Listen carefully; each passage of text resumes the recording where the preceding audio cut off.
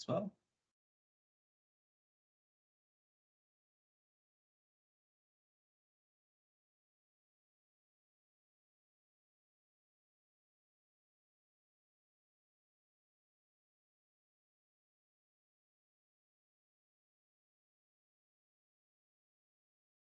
Welcome to those joining. We'll be starting in just a couple of minutes. If you have any questions, just feel free to post them in the chat box. I'll be monitoring our team inbox as well in case anything comes in there.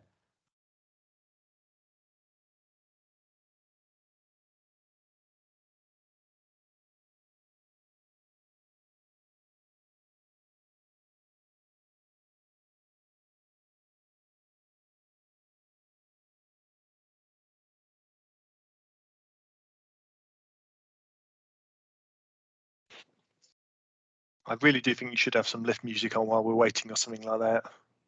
I did actually think about that before. I was thinking about that recently, Pete. We did it recently. I know there's people, really? so I'll be brief. But we had a meeting. In fact, Claire was on one of them, and yeah, we're asking people to interact with one of these virtual whiteboards. And so, of course, you get a bit of downtime. And we did put some lift music on, and some people loved it, and some people really hated it. But it was certainly better than sitting in silence, hearing people deep breathing. We were trying to anti-mute.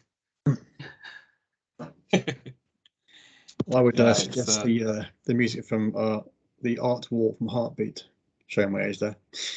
That'd be good. Yeah, I did a few months ago when they did a training, and they did invite people to play music sort of as a joke, and I started playing a little bit of piano, just a bit of Claire de Lune, and people enjoyed that. But I'm a bit rusty, so I won't make you enjoy that today. Welcome to those people attending. We'll just be starting in just a minute. See people are joining now.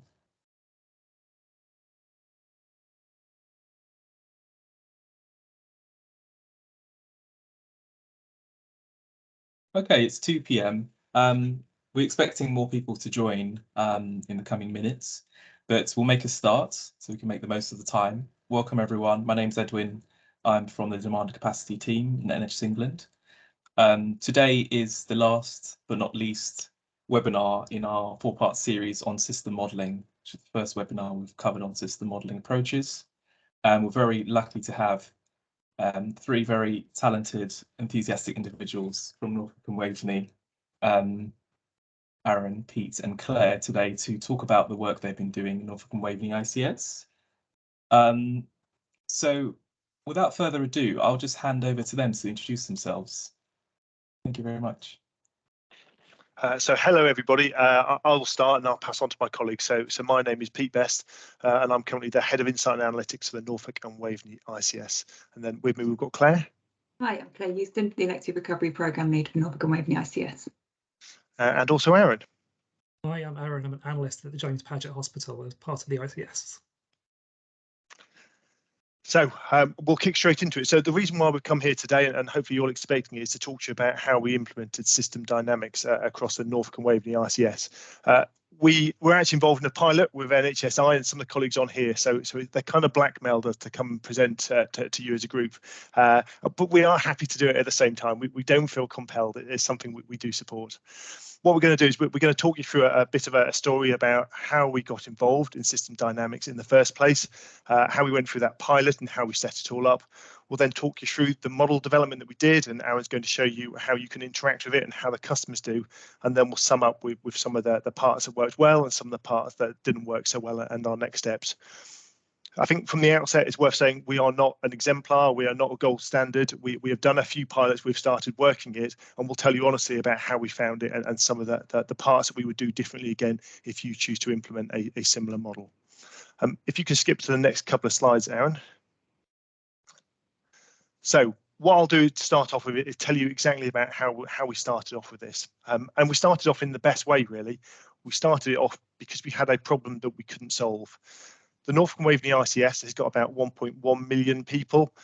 We've got 3 acute hospitals, 2 community providers, and a mental health, as well as about 100 GPs. And as well as having almost the oldest population in the UK and a border which is 50% C, we've got quite a significant elective problem. That problem existed before COVID, and then COVID made it quite a lot worse. We realised as a system the only way to solve it is to get everybody working together to take the benefits of a single triage solution, outpatients, inpatients, theatres, and really collaborate and balance the load a little bit. And so in order to do that, we started trying to build a demand and capacity model to allow us to understand what was going on. And the trouble was all the tools that we had available to us, they weren't really suitable for a wide system picture. We've built them in Excel in the past with a single organisation, and they don't work. People don't give you the requirements correctly. You build it and then it doesn't quite work, or you find some flaws in it. And so it really wasn't going to be suitable for us. We considered looking around at proprietary solutions. What could we buy in to do that? And we looked at things like Guru. We spoke to PwC and Draper and Dash and a few other tools, but they really didn't give us what it was we wanted. Because what we wanted was a model that we could own and develop ourselves. No black boxes. We wanted to be able to see every part of what was going on and be able to interact with it and change it if we needed to. We wanted to adjust it as we designed new pathways and new approaches, so it wasn't set in stone and you had to pay to change it all. And importantly, we wanted something that would work across our entire system. So not just the acute flow, the elective, the emergency and the beds, but also thinking about the population health needs, how it flows through to GP, and then how it flows through to community and mental health. And the main reason for that was, as I mentioned before, that system-wide working. We didn't want to create a problem for other organisations by solving a problem in the acutes. So having looked, we couldn't find anything. We explored the market, there was nothing there. So then we reached out to NHSI to ask them what we could do with them. And it was they who suggested that we get involved in this system dynamics pilot, trying to build something ourselves that would understand this complex solution for that. We're invited to bid for it, and we did bid for it, and we're successful in joining that pilot, and we were the first ICS to undertake that pilot as well. It was a difficult decision to try and invest it because we had to identify resources locally to be able to support with it. The initial costs weren't high. We spent about £12,500 on licenses for the software, but it was the resources which were the challenge. We had to try and find 4 or 5 analysts from across the system, an operational SRO and some clinical leadership as well to draw people together. But we did that and we started building it. Claire will then talk now about how we set up the pilot and the structure. But before she covers that, I'll just mention a little bit about the analysts and the BI teams that we set up with that initial training. So when we joined the pilot, we got the approval for it, and we identified 5 analysts in total that we wanted to work alongside that. So 1 from each of our acute organisations, 1 from our public health team, and 1 from our CCG team. So we could actually get that in place. We spent around 6 weeks training them. So we gave them about 2-3 hours a week training, which was supported by NHSI and the whole systems. And that gave them enough of the knowledge to be able to build those models completely. It's fair to say that they didn't get given any extra time for doing that. And I'm sure Aaron will tell you this was over and above the existing work that they had. So the reason I mention that is because it's not a huge amount of input you need to put into this. We're able to train them while they're doing their other job, and they can start to build and develop those models. There's benefits to having dedicated resources, as again we'll cover off, but that was the initial cost to us from that. I'll pass over to Claire now, who'll just talk about how we set up the pilot, the structure and the project. Thank you. So as Pete explained, we joined the NHS E&I pilot to help develop the skills and understanding of how the processes work from a system rather than using the demand capacity models to enable us to understand the whole patient's pathway and what options there were available to us. After the bid was submitted and we were successful, we wanted to focus on the elective care change, and we set up a working group that met weekly. And I think it was really important to have senior decision makers from each organisation to support the speed of this project, because we had 6 months, and that each organisation was involved. So therefore our working group was the COO from James Paget, the deputy COOs from NNN and QEH, plus the head of insight and analysis for the system and the system elective recovery programme team at LEAD, along with members from the NHS E&I and the whole systems partnership. The working group was core to maintaining the progress. We met every single Wednesday, whether we had things to say or not, just to make sure that we never lost any traction. We needed to make sure that we were supporting decisions, addressing any of the challenges, and it was a central point to being able to readdress any challenges that came up and to be able to just tweak the pilot as we went along. From the start, we discussed which specialties we wanted to focus on. We had the options of looking at 3, so we reached out to them to understand and make sure we had the right people to help support us coming back, and that there was a mechanism for us to be able to look at something with them. We made sure we had a named lead to the pilots for the sponsors. In MSK, we had 2 clinicians. For ophthalmology, we had a program lead, and then for dermatology, we had another program lead. And it was really interesting to see how they worked and what their nuances were, affected how the pilots worked. We set up weekly working groups to work with each of the sponsors, and then we also brought them into the working group as we needed to make sure we kept this flow going. Pete's already described how we worked with the BI team, and I think that was really useful to be able to keep them going every single week, so they had a team to work with, and that they kept the learning going from the whole system partnership. And as already alluded, we made sure we had tried different ways. It was a pilot, so we tried different ways on how we could roll this out. For the MSK model, we held 2 workshops, one at the beginning with a large team to understand the concepts of system dynamics, to get the team working together. We then went away and built it, and then came back with a closure workshop to show them how we'd worked. With Eye Care, we started with a smaller group, and we thought we might be able to make greater inroads by having a small group looking at the pathway and then producing it. But actually, we found we still needed the 2 workshops, and it was really important to have everybody there to be able to understand what it was and to buy into where we were going. And our third specialty, we had suggested dermatology, and we went to them, and that's one of the challenges we'll come back to later on, but we found it very difficult to push into a service when it's not ready. Can I have the next slide, please? The next one, thank you. So talking about the MSK one, it was our first specialty, and it had recently undertaken a pathway review and was in a position to move towards a transformational programme, so it was a perfect time for us to come in and work with them about understanding the system processes behind it. We started off with a workshop to kick off the modelling, and we invited as many people across MSK as we could think of within the system. That was covering primary care, secondary care, independent sector. It was GPs, community physios, acute physicians from orthopaedics, pain, rheumatology, therapies, nursing teams, wards, theatres, imaging, other clinical support services. I think in the end, the invites went out to over 70 people, and we had about 45 people arrive on the day. Notes over, sorry. So during this event, we worked through 3 key questions to really get them all thinking about what we were trying to get out of the day. So it's what 1 or 2 MSK issues keep you up at night? What are the boundaries of the work, and what did those present think were in or outside of this MSK boundaries? And then finally, if you could change one thing in the service, what would you select? We spent 2 hours at this workshop, and it was important to remember how valuable that time was to all the clinicians. And one of the really good things we had was a breakout rooms of about 5 or 6 people to really hear what members of the team were saying and not to feel overwhelmed in such a large group. The group I was in, I found, was really effective and open, and a couple of the personal stories have really helped us think about how we do this work on a bigger picture. In particular, one colleague's mother had been given a physio guidance from their GP recently, but they felt that rather than having been given expert advice in that primary care setting, the mother had felt fobbed off because she thought the only option was surgery. So I think it really showed to me the importance of getting the message to patients about what non-surgical options are available and how they're important, and that not all painful conditions need surgery to resolve, nor that we need to be referred into an acute hospital. And I think that's got to be really important, that this isn't just about looking at the whole model, but it's also about the impact that this has. And I think when we get to rolling things out, it's about making sure the patients understand why we're making these changes. But at the end of the workshop, the working group were really well supported by NHS, E&I and the whole systems partnerships, and that was the benefit of being on this pilot, was the amount of expertise we got from them. And we were able to understand what the information meant that we'd garnered in that 2 hours, and how to turn this into the basis of system dynamic modelling. May I have the next slide, please? So we came out of that day with 3 clear what-if scenarios. So what if we were able to provide access to early self-referral and self-management to minimise delays further down the pathway, and that gave holistic and whole lifestyle interaction with the patients?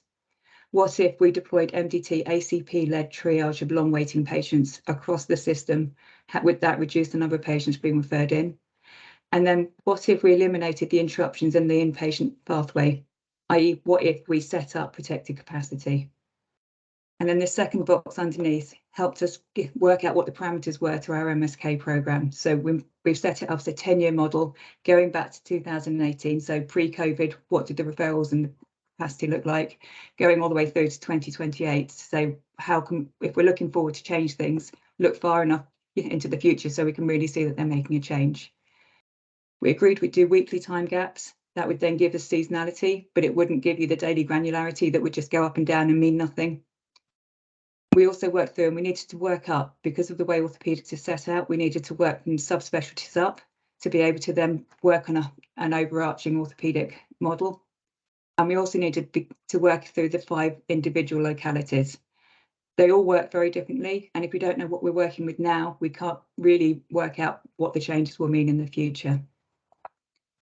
So after this, we put these together and we set the BI and Analysts with whole system partnership to build the model behind the scenes, which Aaron will go through in a few minutes.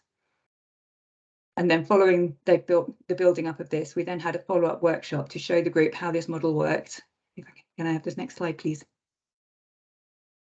So it's a bit like that, and then Aaron will go through in a little bit more detail in a minute. And we went through this pathway with them and identified a number of actions to either change the model or to be able to take things forward and change them. And that's why we showed the circle at the end, because this is never ending. It's about looking at this model, changing it, reflecting it, and making sure the system is quite dynamic. We then held the follow-up workshop in November and identified these and worked out what we were going to do next. Alas, we then had UEC, Omicron and vaccinations, so the work got a bit interrupted. And I think when we come back to our challenges later on, whilst it was a 6-month pilot, in reality we had 5 months, and we're only now coming out of it and starting to restart some of these projects with the specialties. But we'll come again, that'll be later on. Let's hand over to Aaron now, just so he can show you this fantastic model. Thank you. So just a couple of things to preface before we go into the model, which we found interesting as analysts developing it. Very different approach for us to be working in this way. Engagement across the organisations is something I think we hadn't really done a lot of before, other than asking the odd question. So all of us sitting together and developing it in one virtual room on Teams was really interesting. One of the fundamentals was modelling the issue, not the data, which was very, very different for us to be working with. As an analyst, I normally start with what data is available. And if I don't have the data, I would say, actually, it's probably not something we can do. We designed the entire model without any data whatsoever, and then had a look how we could fit what data we had available across all the organisations into it. Understanding the delays and feedback in the model, thinking in new ways, and the results not being what any of us expected, either the analysts or the clinicians, was really interesting. And as Pete and Claire have already said, the learning process, regular engagement and refinement. We've been through several different versions of the model. We've had a look at something, we've gone away to speak to somebody else in perhaps a different trust or a different organisation. They've said to us, actually, that's not how it works. So we've redone it, we've met up again, we've refined it, and done that quite a few times to make something that we hope is now accurate and useful. So this is our entire MSK model. As a whole model, it looks very scary, but we can break it down really easily into the various different chunks. We have the referrals coming in from the community, patients being seen by GPs. We have the referral section of the pathway where they might split off into different areas. We have our acute hospital waiting lists, so first appointment, follow-up appointments, any diagnostics, going all the way down to the surgery waiting list. We have the section where we actually see patients, they become inpatients. There's a very small section community here, which we'll expand on in a minute, where they go back into the community. Perhaps they need rehab care or intensive support care before they can leave the hospital. And we also have our emergency non-elective pathway, so patients presenting at A&E or being told they need to attend hospital straight away. So splitting it out to show that it's not scary, we've got referrals, we're looking at our base rate and our historic referrals. Using the software, which is called Stellar Architect, we can very easily put in parameters for the what-ifs. So we can have a look at manual growth rates if customers want to have a look at that. We can have a look at introducing something like a first practitioner service, where patients who go and see their GP might go to the first practitioner first to see if we can divert them away from the hospital if that's more appropriate. We've got our referral triage section, so this is kind of where they're all splitting off to different directions. So maybe they go to this new first practitioner service we wanted to try. Maybe they come straight to the hospital waiting for their first appointment. Maybe they're very poorly and need to go straight to A&E. Our elective outpatient section, so various waiting lists that all contribute to RTT waits, waiting for the first appointment. They have their first appointment, there's a decision from the first appointment, possibly they need a diagnostic, and then it's a decision after that diagnostic and they go to the surgery waiting list, possibly they go to the follow-up waiting list, possibly they go straight to the waiting list.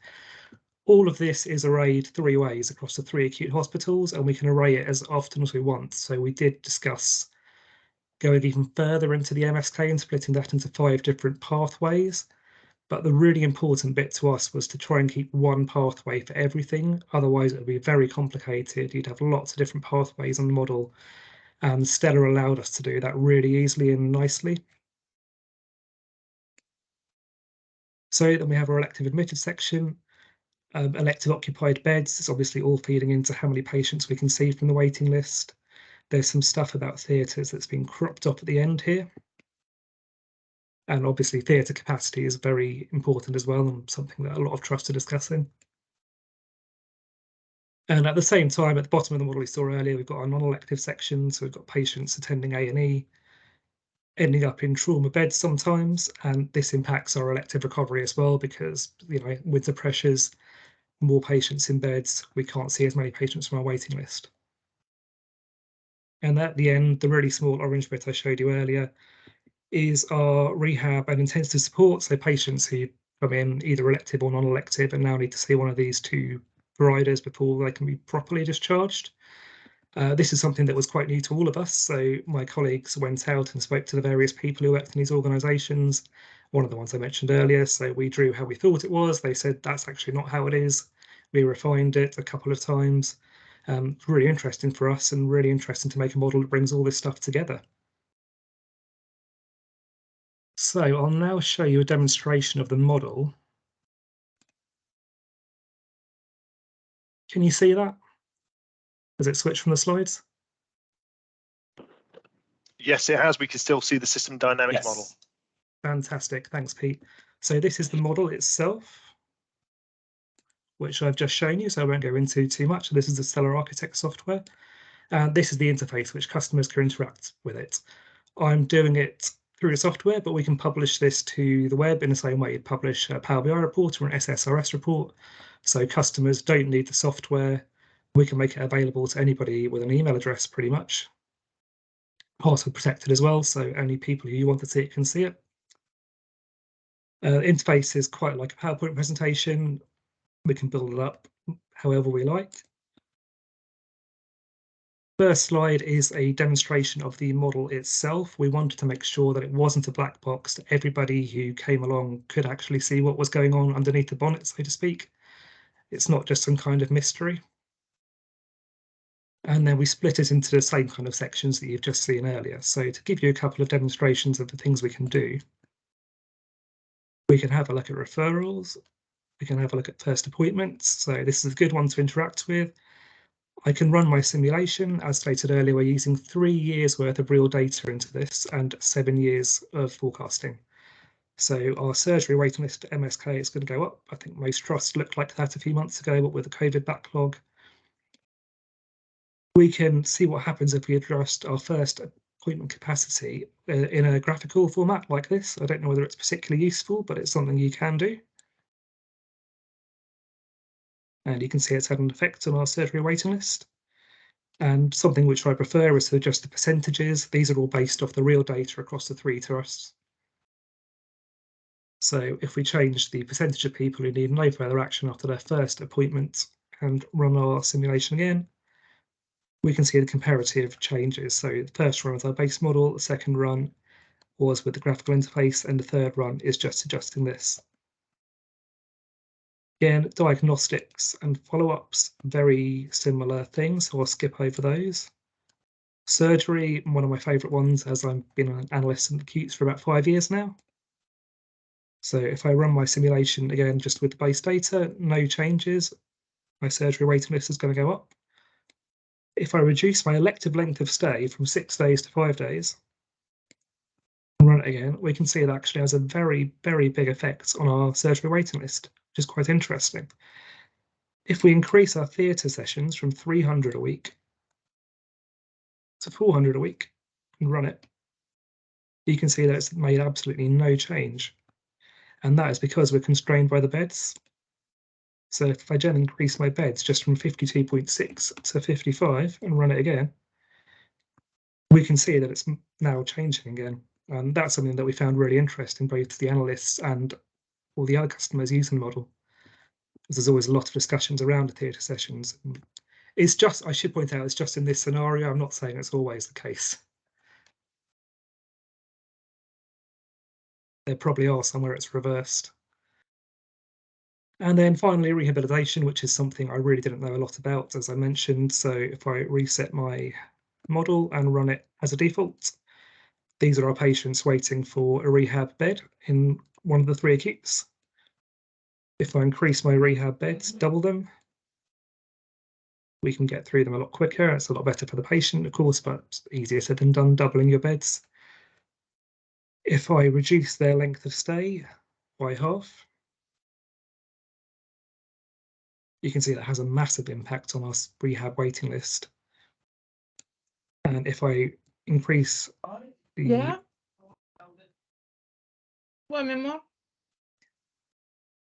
percentage of patients needing rehab, run it again, you can see that makes a difference.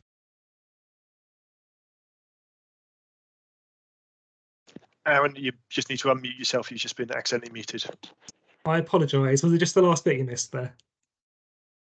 Just the last 20 seconds. Yes, the last 20 seconds, I apologise. So there's a lot of different ways we can interact with this. We can build all of this up from, you start with a blank screen from scratch. We can choose to interact with absolutely anything on the model that I showed you. So whatever customers would like to see, we can build it into the interface. We found it really very useful compared to the old way of someone like me doing something in Excel and just sending it out to a customer and saying, this is what we've done. Here's your prediction. They can choose to interact with it. They can come to their own conclusions. And it's been really interesting. So I'm going to pass back to Pete and Claire.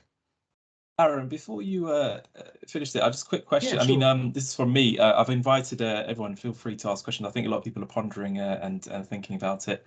You mentioned before that you could use, you could build the whole model without any real data. So can you build a model like this and use kind of assumptions and dummy data? Yes, you but then put the real data in later? Okay. Yeah, so we started with our model without any data in it. We had a look at what data points we could put in from what we had available between us or what we could find.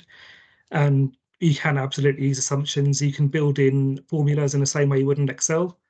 And so you can build your assumptions that way, or you can just make an assumption as long as you make it very clear to the customers what you're doing. That's acceptable.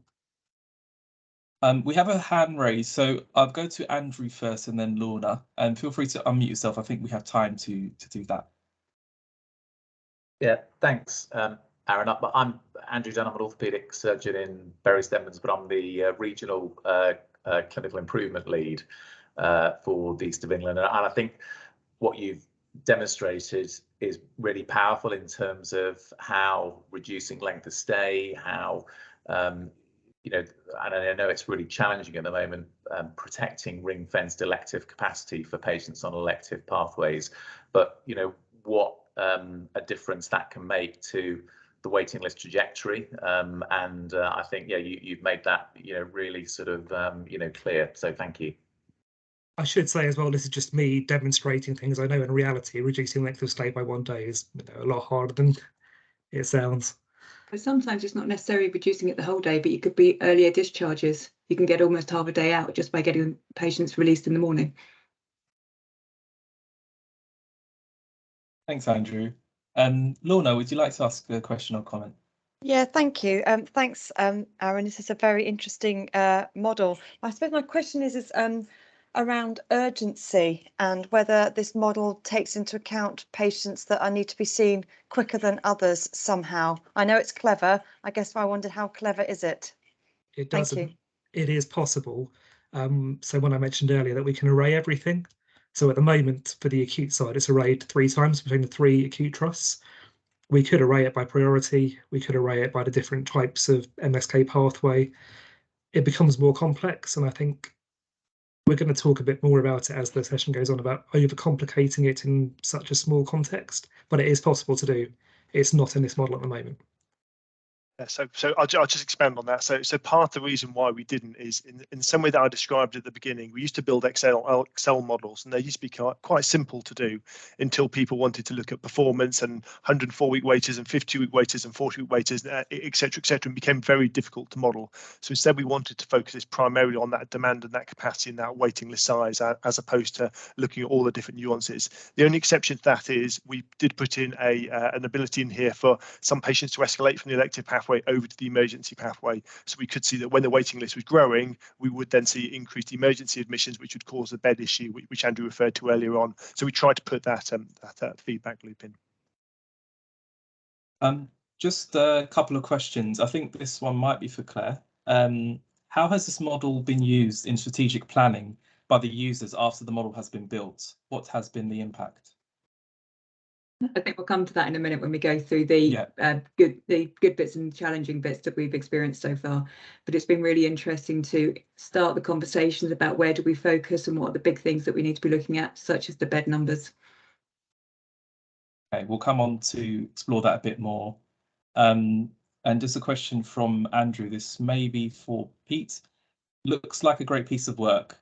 Did you consider building using open source software? No, we didn't. So part of the reason why was because we did the pilot scheme with NHSI, who worked with some collaborators, and that was the software that they used, and that was their preference. There are other bits of tool out there, but this one was really cost effective. We bought the license, which works in perpetuity. Obviously, there's an annual fee if you want to upgrade and get the support, etc. But we found this was a really cost effective option for us, so it didn't look elsewhere for it. It's a good question. I mean, this may be something we can explore further as a team, because we've reviewed a lot of the softwares, and also I think in the first webinar we talked about with Strategy Unit, who were trying to develop an open source in-house sort of software for this. In the Primley model, you saw they use Silico, which is a free one. There's pros and cons to the different models, but I think it might, if it's useful, it's something we could explore about sharing the pros and cons of all the different free and paid for versions. But it's something that we are looking into. I've just seen hands were raised. I don't know who was first. I think it might have been Andrew, and I think you might have lowered your hand, and then Adele, and then Sandra. Andrew, did you raise your hand? Yeah, no, I've taken it down, thanks. Okay, and Adele? Yeah, just a quick question. Where does the model allow you to factor in the impact of variation in clinical practice, and does it make an assumption that you address variation in clinical practice as part of this? So we did this, it's fair to say, at a fairly high level. So we molded it on a pathway basis, and the idea for the MSK was to look at the different body sites within that. We didn't actually do that in the end. We just did one level. The idea of building these models is ideally you'd be looking at the different practices you've already got. So in our case, we've got 3 different acutes. So it would be ideal for the model to show each of those different pathways and how they vary at the moment, to allow to model where you would go and then put in that stage. A lot of work had already taken place in our ICS to start aligning these anyway, and we joined quite late into the project. So we had one aspect.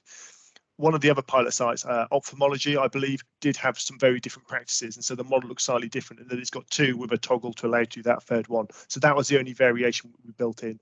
But the model's really adaptable, so you can build in what you need to in order to take those different variations into account. Yeah. Sorry, and my point was, if you want to eradicate variation, which you do, then will the model enable you to pinpoint and identify that in order to model it out? It looks like it will. Yes, it will do. So again, the way you would do that is you would apply the model, you'd look at where it is at the moment. For each of the different, when you saw the diagram, it had lots of little boxes and flows. Yeah. You can put a graphical interface on each one of those. So when you press play, you can see where the bottlenecks are building and what's going on.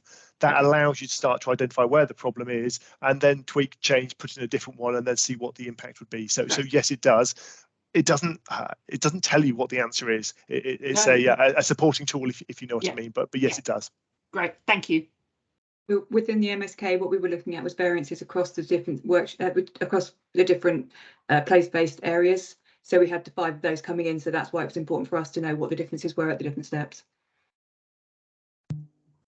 Thank you. Andrew? Yeah, so I'll come back up.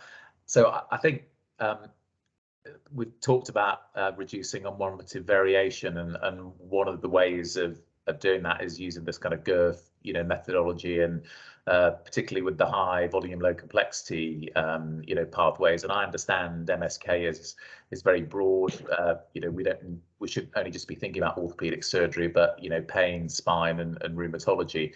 But the large majority of patients on elective, waiting lists are on those high volume, those 6 high volume, low complexity pathways. So would have been interesting if you'd have tried to embed those into the model, because they've all been badged by the various specialist societies and BOA. So I think clinicians agree with them.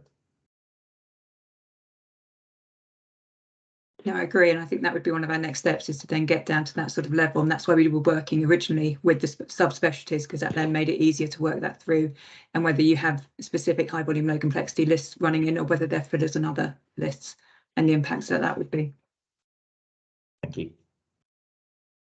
Thanks. I suggest perhaps you want to move on to the next section, and if there are further questions, keep them coming. Yeah, we'll have more time for conversation as well.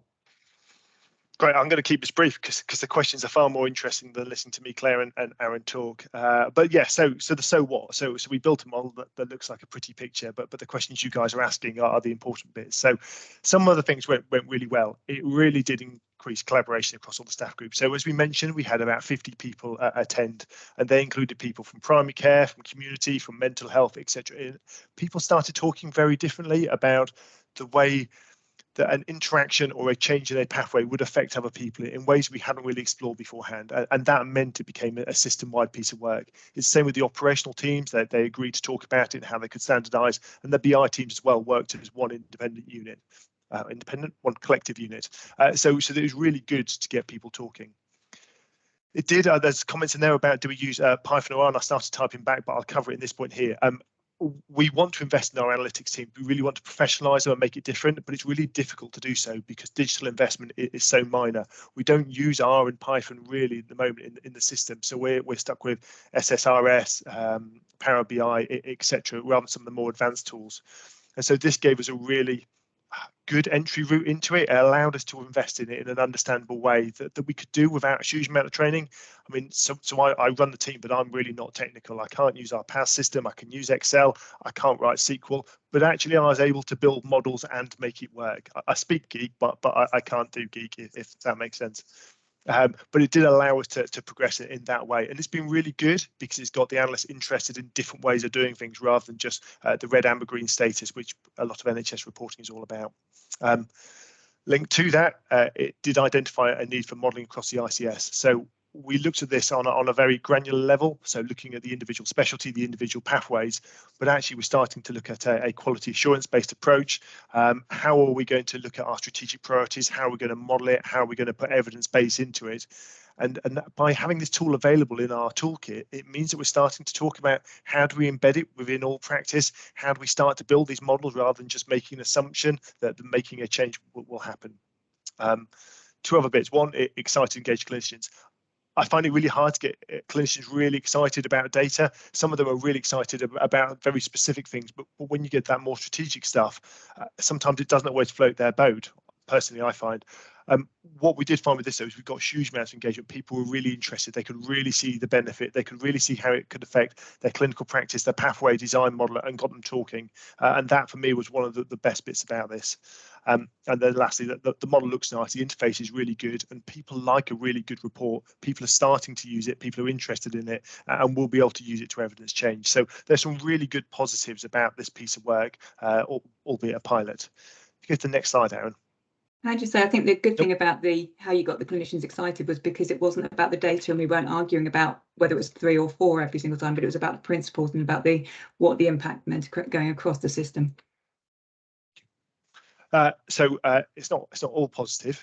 We had some hardships in it. So most of it was good. We've got a model that works, but I'll put a few challenges on there. And I'm a bit worried because I've got 8 challenges, but only 5 benefits. But that's not quite right.